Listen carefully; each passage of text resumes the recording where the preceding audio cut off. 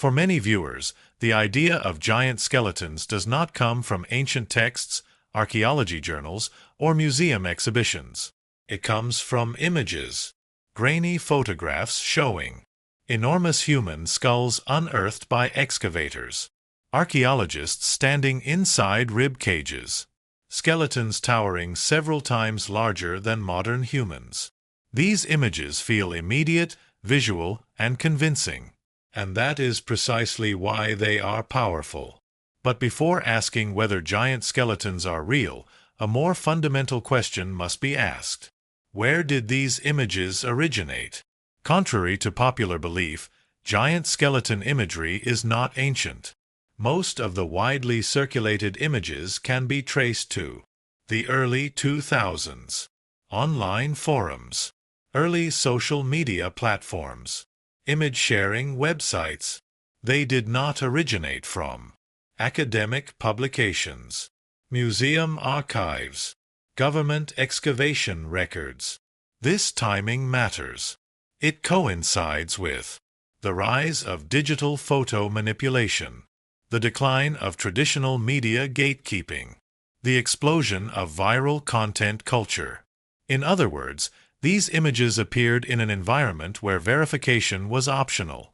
One of the most repeated claims is, National Geographic discovered giant skeletons. This claim is demonstrably false.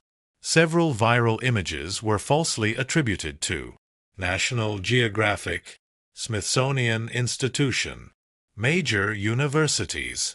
In reality, no such articles exist. No official records support these claims. Institutions have repeatedly denied involvement. The attribution itself is part of the illusion. Attaching a trusted name creates perceived legitimacy. Many of the most famous giant skeleton images trace back to digital art contests, Photoshop challenges, conceptual art projects.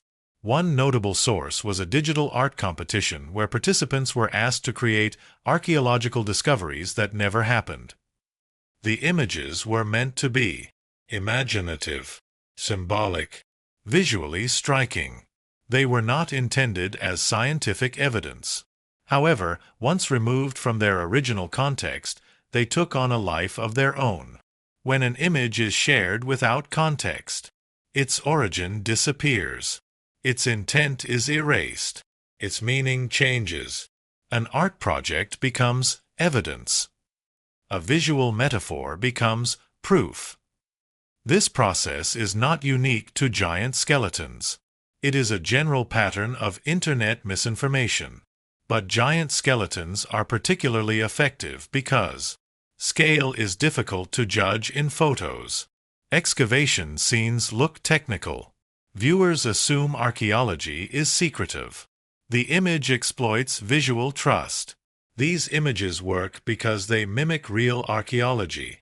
Dirt layers, excavation tools, measuring sticks, human figures for scale. But they lack critical elements, site documentation, stratigraphic records, peer-reviewed reports, catalog numbers. Real archaeology is boring in photos. Fake archaeology is cinematic. A real skeletal discovery requires permits, teams, institutions, peer verification, storage facilities, long-term study. It cannot exist as a single leaked photo, an anonymous upload, an image without provenance. Large skeletons would require extraordinary infrastructure to study and store. No such infrastructure exists in the record. Even if one giant skeleton were found, it would leave traces. Tool marks adjusted for size, burial customs, habitation structures, population patterns. Isolated skeletons without cultural context are statistically implausible. Civilizations leave systems, not anomalies. Believing images without context reverses scientific reasoning. Science begins with physical evidence, repeatability, verification. Viral images demand belief first, explanation later. This inversion is dangerous for historical inquiry. This is where the issue becomes critical. When Tartaria is linked to fake skeleton photos, fabricated discoveries, sensational imagery, it undermines legitimate questions about architecture, urban planning, historical erasure. Giant skeleton hoaxes do not strengthen Tartaria research. They damage it. Questioning history is valid, but it must be done with discipline, source awareness, logical restraint. Otherwise, all anomalies are dismissed together. Truth is lost in noise. This part establishes three essential facts. Most giant skeleton images originate from digital art or manipulation. They lack archaeological context and institutional verification. Their misuse actively harms serious historical investigation. Recognizing this does not weaken curiosity. It sharpens it. One of the biggest misunderstandings about archaeology is the belief that discoveries are sudden, dramatic, and secretive. In reality, archaeology is slow, methodical, bureaucratic, publicly documented. This is precisely why fake discoveries struggle to survive scrutiny. The discipline was designed to prevent exactly the kind of claims giant skeleton images rely on. No excavation begins with a shovel. Real archaeology requires government permits, landowner agreements, academic sponsorship, ethical review. Each excavation site is registered. Each project has a principal investigator, a supervising institution, a clear research objective. A secret dig of a giant skeleton would immediately violate multiple layers of law and ethics. Giant skeleton photos often show one or two workers, dramatic poses, minimal equipment. This alone signals fabrication.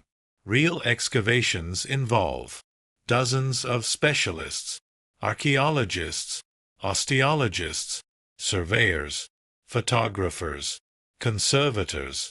No individual can discover a human skeleton alone and walk away with a photo. One of archaeology's most important principles is stratigraphy. Every object is recorded based on depth, soil layer, surrounding material. Human remains are never interpreted in isolation. A skeleton without surrounding artifacts, consistent stratigraphy, contextual dating, is meaningless scientifically. Most giant skeleton images show none of this. Just dirt. In real archaeology, bones are measured precisely, multiple times, by multiple experts. Height is estimated through femur length, tibia proportions, pelvic structure. Photos showing obvious scale are unreliable. Perspective distortion alone can exaggerate size dramatically. Science does not rely on visual shock. Every skeletal find generates site maps, photographs from multiple angles, written descriptions, sample numbers. These records are archived and accessible. A discovery of a skeleton even 20% larger than average would be published, debated, cited. Silence across academic databases is not evidence of suppression. It is evidence of absence. Human remains are fragile. They require climate-controlled storage, conservation treatment, long-term curation. A giant skeleton would require specialized facilities, reinforced storage, institutional funding. No museum, university, or archive has ever reported such a burden. This logistical silence is decisive. Archaeology is collaborative by necessity. Findings are reviewed, challenged, replicated. A single image cannot override decades of skeletal datasets, global osteological records. Science is cumulative. Extraordinary claims must fit within or convincingly challenge that accumulation. Some argue they were hidden. This misunderstands how knowledge spreads.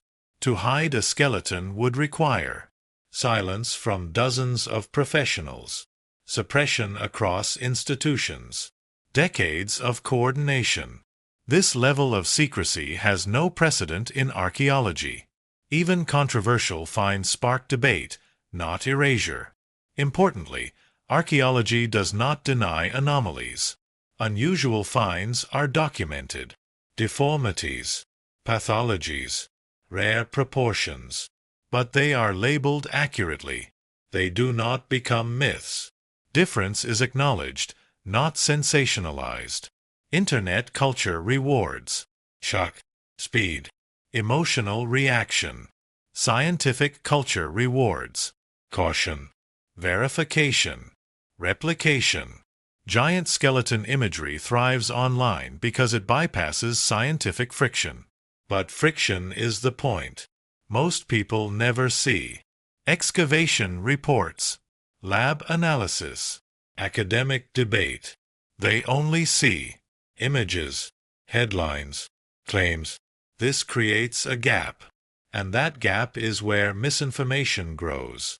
This part establishes that archaeology is structured to prevent undocumented discoveries. Giant skeleton claims collapse under procedural scrutiny.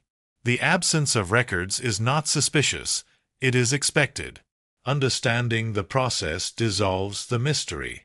Now that we know how archaeology works, the next question becomes more precise. Has science ever documented humans of extreme height, and what does biology actually allow? That question leads us out of excavation sites and into medicine. And that is where Part 3 begins. Once fake images and internet fabrications are removed, a more serious question remains. Has science ever documented humans significantly taller than average? The answer is yes, but not in the way myths suggest. Human biology allows for variation. It does not allow for fantasy. Understanding this difference is essential. Human height depends on genetics, nutrition, childhood health, hormonal regulation. Across history, average height has fluctuated. But fluctuation occurs within biological limits. Bones grow according to mechanical stress, oxygen supply, structural integrity. There is no evidence that human skeletal systems can support proportions shown in viral giant skeleton images. The tallest humans ever documented suffered from gigantism, a medical condition caused by excess growth hormone. Key facts: gigantism is pathological. It results from pituitary tumors. It affects bone growth before puberty. Documented cases exist. They are rare. And crucially, they are medically fragile.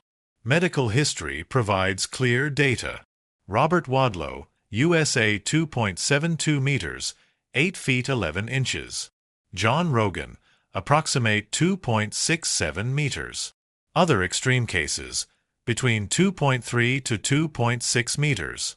None reached 4 meters, 6 meters, or larger. And none had proportional skeletal strength.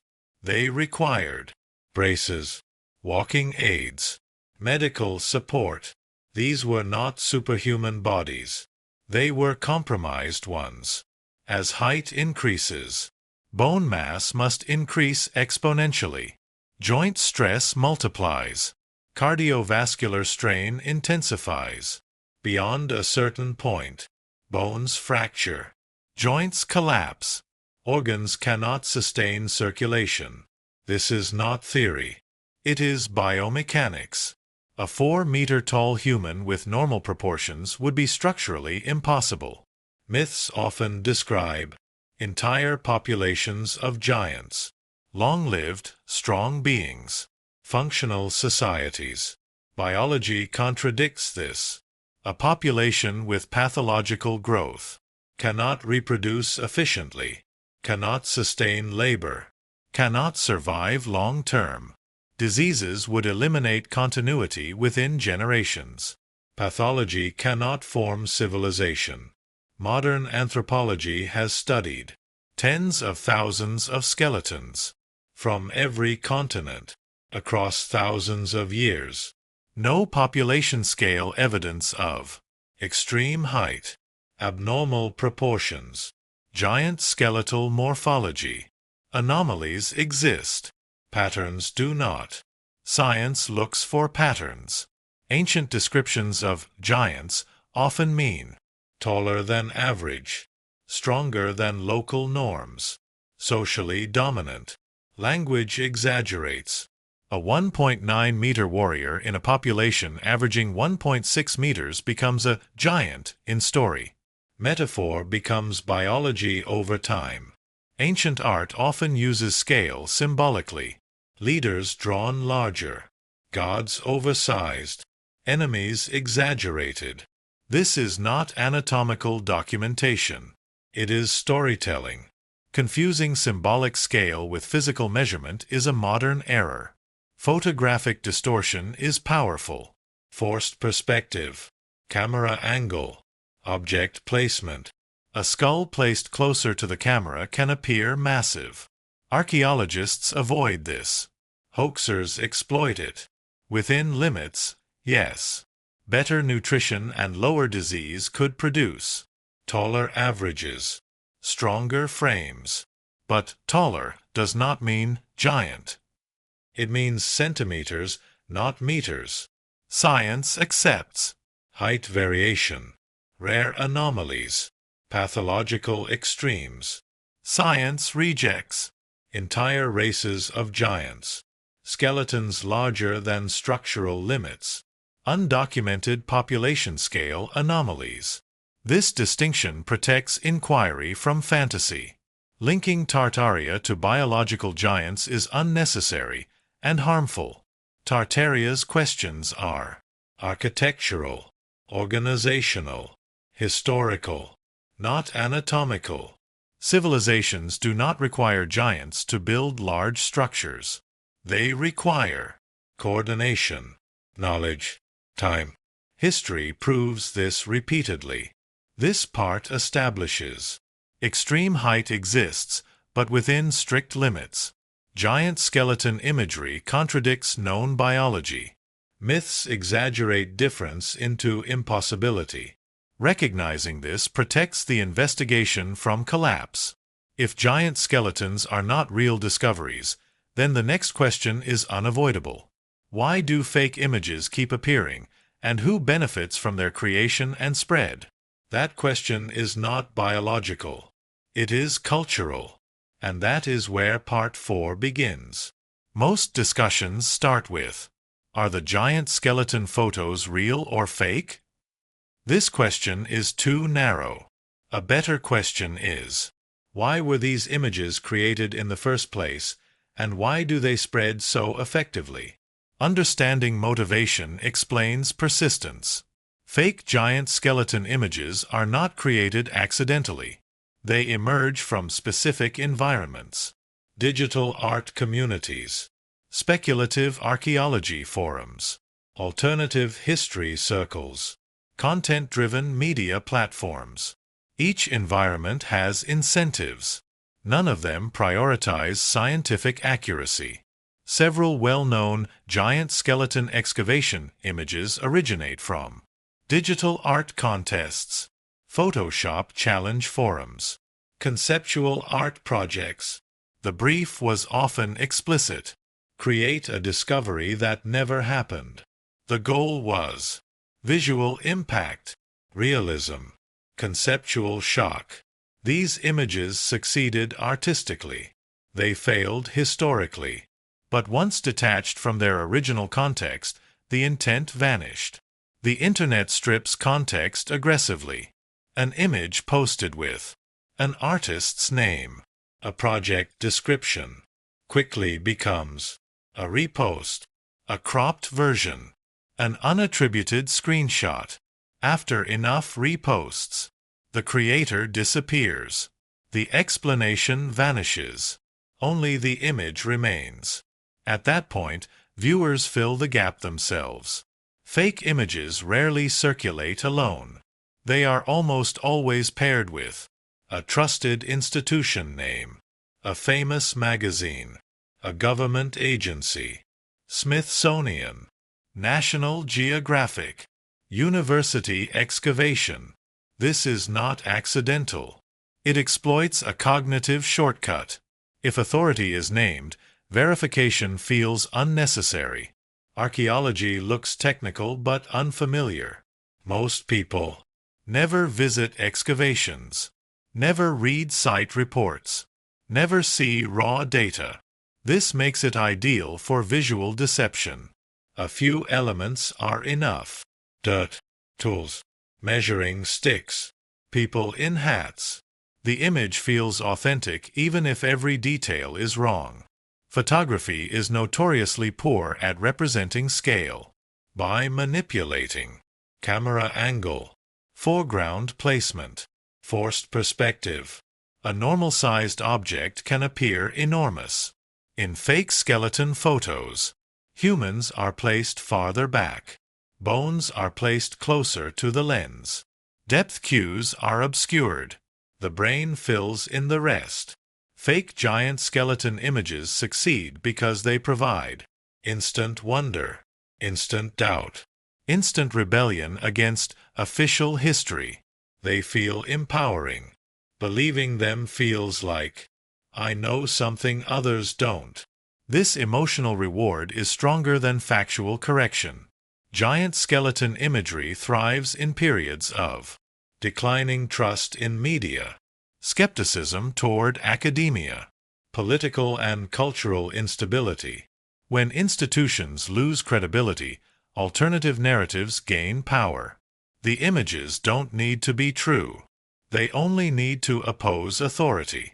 Social media algorithms reward engagement, outrage, surprise. Fake archaeology outperforms real archaeology every time. A peer-reviewed paper cannot compete with a shocking image, a dramatic caption, a hidden history claim. Visibility becomes divorced from validity. Once someone emotionally invests in an image, correction feels like attack. Skepticism feels like conformity. Debunking threatens identity, not just belief. This is why facts alone rarely change minds. Understanding the psychology matters more. The biggest victims of fake giant skeleton imagery are not institutions. They are serious alternative historians, independent researchers, legitimate architectural anomalies. Everything becomes lumped together as nonsense. Nuance is lost. Tartaria research already sits at the edge of mainstream history. When associated with fake skeletons, manipulated photos, viral hoaxes, it becomes easy to dismiss entirely. Real questions disappear under fake answers. Fake giant skeleton photos do not prove hidden history. They create noise. And noise protects weak narratives by drowning out strong ones.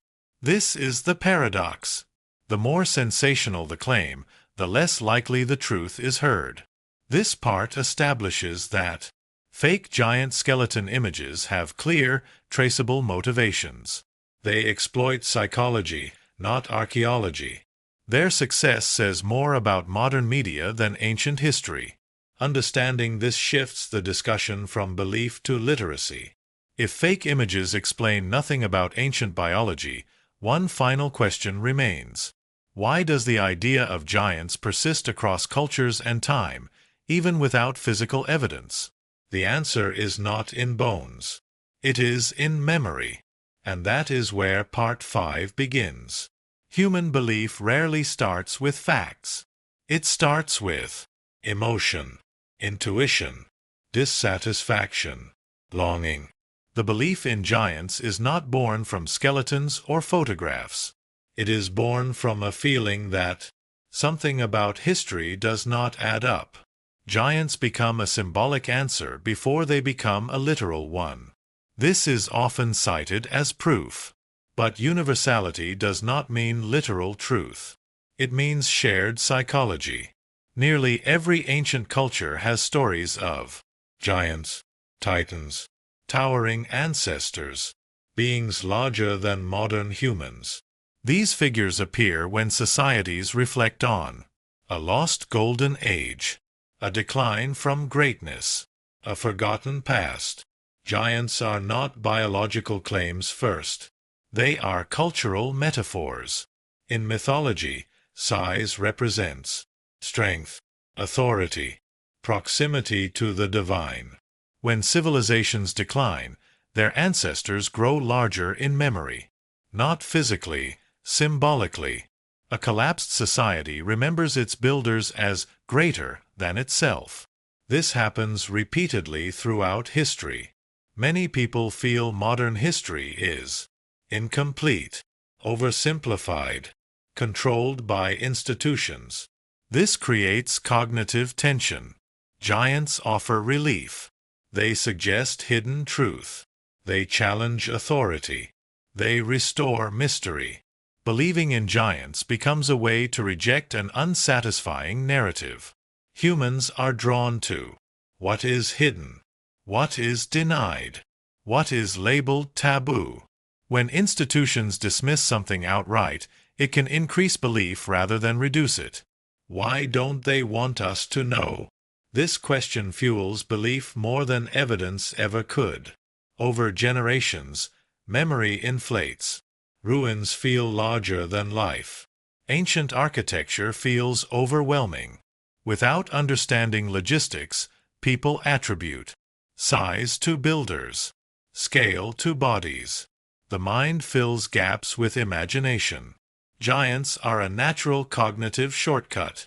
Modern humans often feel physically weaker, disconnected from nature, dependent on systems. Giants represent the opposite: strength, independence, mastery. Believing ancestors were physically superior is comforting. It implies decline is not our fault, it is historical fate. This distinction is crucial. Myths are not lies. They are compressed memory. They preserve emotional truth, social transitions, existential anxieties. The mistake is interpreting myth biologically rather than psychologically. Problems arise when symbolic stories are treated as fossils. Metaphors are forced into anatomy. Dissatisfaction seeks physical proof. This is where fake skeletons thrive. They give myth a body. The Internet does not create myths. It accelerates them. Images spread faster than interpretation. Emotion travels faster than context. Giant skeletons are modern myths with digital skin. Simply saying it's fake does not work, because belief is not about accuracy. It is about meaning. Without addressing why people want giants to exist, debunking feels dismissive. When belief is mocked, trust erodes. Curiosity hardens. Polarization grows. Serious inquiry requires empathy. Understanding belief does not mean endorsing it. It means explaining it. This part establishes that giants function primarily as symbols, not species. Belief is rooted in psychology, not ignorance. Fake evidence thrives where emotional needs are unmet. Understanding this reframes the entire debate. Now we arrive at the final and most delicate question. What happens when the myth of giants is attached to Tartaria? Does it illuminate history? Or does it destroy credibility? Part 6 will confront that question directly and honestly. Science does not deny tall humans. Medicine documents a condition called gigantism, caused by excess growth hormone during childhood. Documented cases include individuals over 2.4 meters, 8 feet, with abnormal bone proportions, severe joint stress, shortened life expectancy. These cases are rare, pathological, and well studied. They are not evidence of a separate human race. evidence of an ancient giant civilization. But they matter because they explain where exaggeration begins. Human bones scale poorly. As height increases, bone thickness must increase exponentially. Joints experience extreme stress. Cardiovascular systems struggle. Above a certain height, mobility collapses. Skeletons 4 to 6 meters tall would require radically different anatomy, leave unmistakable evolutionary traces. No such branch exists in human osteology. Human remains have been catalogued from Europe, Asia, Africa, the Americas. Millions of skeletons have been measured. Population-wide giant proportions do not appear. This matters because archaeology is comparative. One outlier cannot override a global dataset. Many giant bone claims are explained by animal remains, mastodons, mammoths, partial bones photographed without scale, forced perspective. Human intuition is poor at estimating size without reference. Images exploit that weakness. A skeleton 10 to 15% taller than average can become twice the size in retelling, giant in headlines, non-human online. Myth grows in the gap between measurement and memory. Extreme height exists, but as pathology. Biology places hard limits on size. No evidence supports a giant human population. This closes the biological door, without dismissing curiosity. Many fake giant skeleton images began as art projects, satire, visual experiments. They were not designed to deceive permanently. The deception emerged when context was stripped away. Online platforms reward shock, outrage, mystery. Truth spreads slowly. Spectacle spreads instantly. Fake images survive because they perform well. A common tactic: attach a trusted institution's name. Remove all sourcing. Repeat until accepted. Smithsonian becomes a spell, not a source. Debunking requires patience, nuance, attention. Belief requires only a feeling. Images bypass logic and speak directly to instinct. When false evidence circulates, legitimate questions are dismissed. Researchers disengage. Discussion collapses into extremes. Truth becomes collateral damage. Fake giant skeletons persist not because they are convincing, but because they are useful to the attention economy. Giants appear everywhere. Nephilim, Titans, Jotnar, Anunnaki. They represent power, ancestry, lost greatness, not literal biology. Ancestors are remembered as stronger, wiser, larger. This is psychological, not anatomical. Giants are how cultures express decline, because it suggests history was stolen. Modernity is diminished. Truth was hidden. Giants become a rebellion against institutional history. When symbols are taken literally, myth replaces analysis. Belief replaces evidence. Understanding dies. Belief in giants is meaningful, but meaning does not equal biology. Linking Tartaria to giant skeletons discredits architectural questions, collapses serious inquiry, hands critics an easy dismissal. This is not accidental. Tartaria's real questions are urban scale, infrastructure, historical continuity, administrative erasure. None require giant bones. Once fantasy enters, everything becomes fantasy. No distinction survives. This is how inquiry dies. Reject fake skeletons. Keep biological science intact. Continue architectural and historical investigation. Discipline protects curiosity.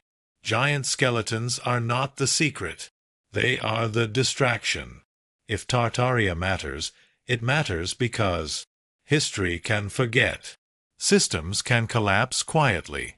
Truth can be diluted by spectacle. The real danger is not suppression. It is confusion.